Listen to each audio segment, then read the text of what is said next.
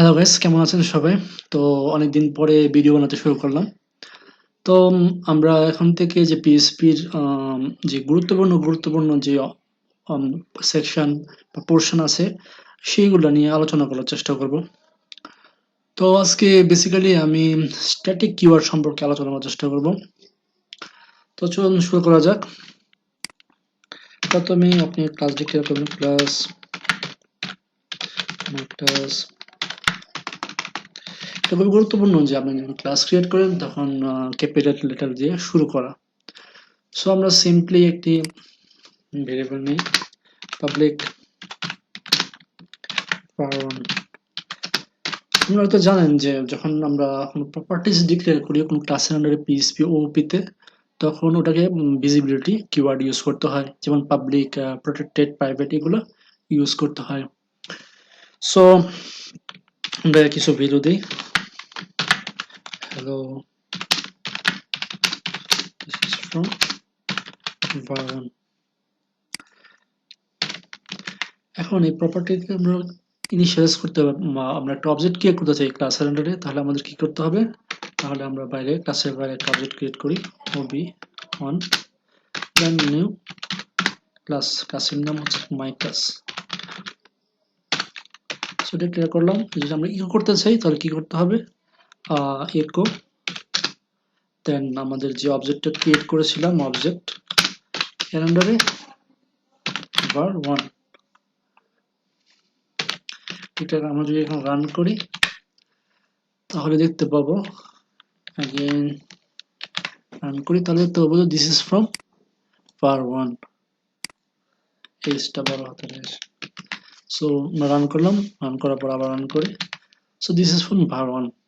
তো আমরা যাচ্ছিলাম যে আজকে স্ট্যাটিক কিওয়ার্ড সম্পর্কে আলোচনা করার জন্য।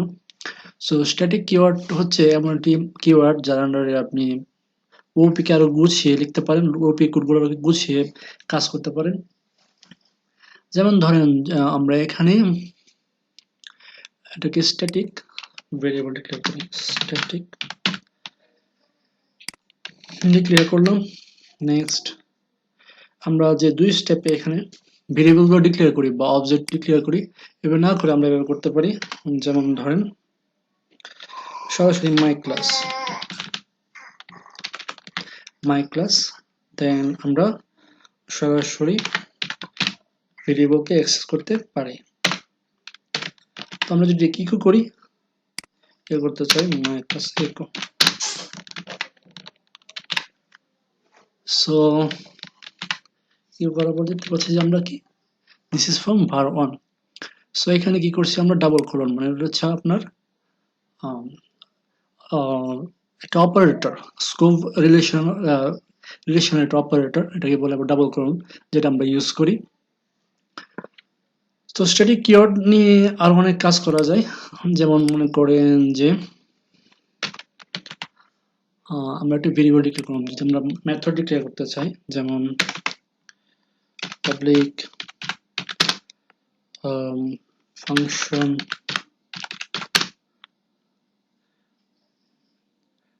টেস্টএফ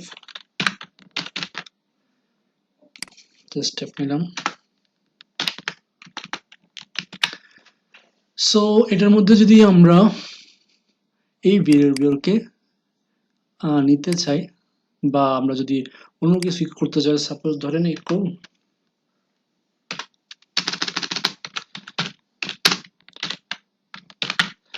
this is coming from testf।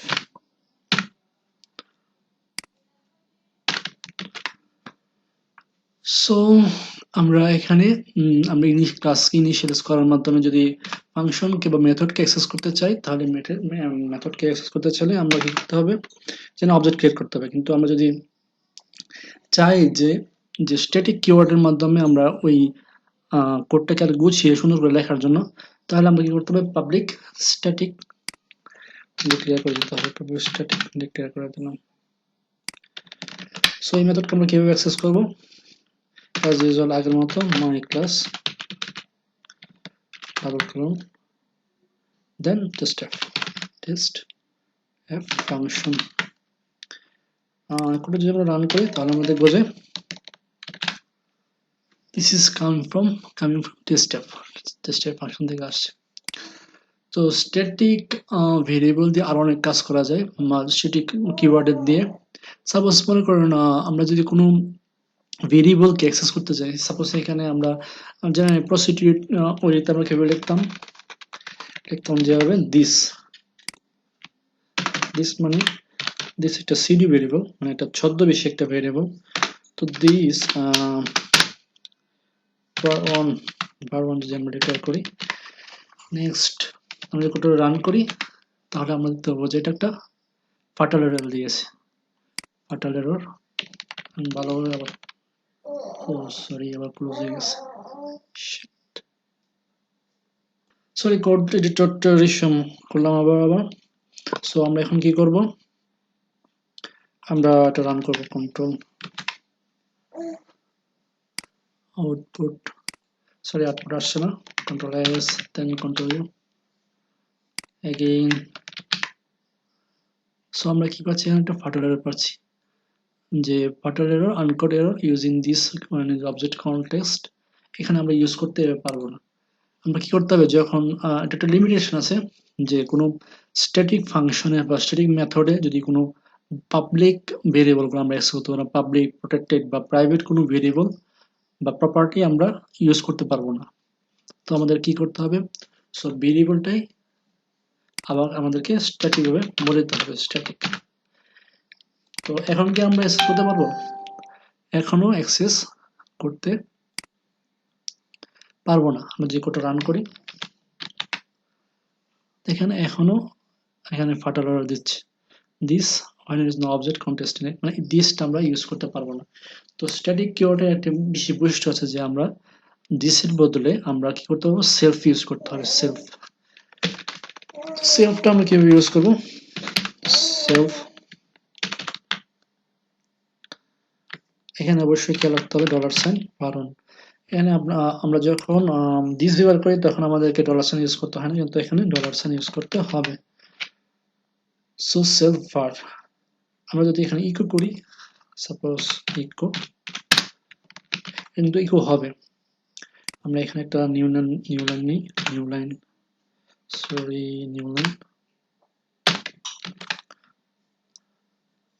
Backspace new line.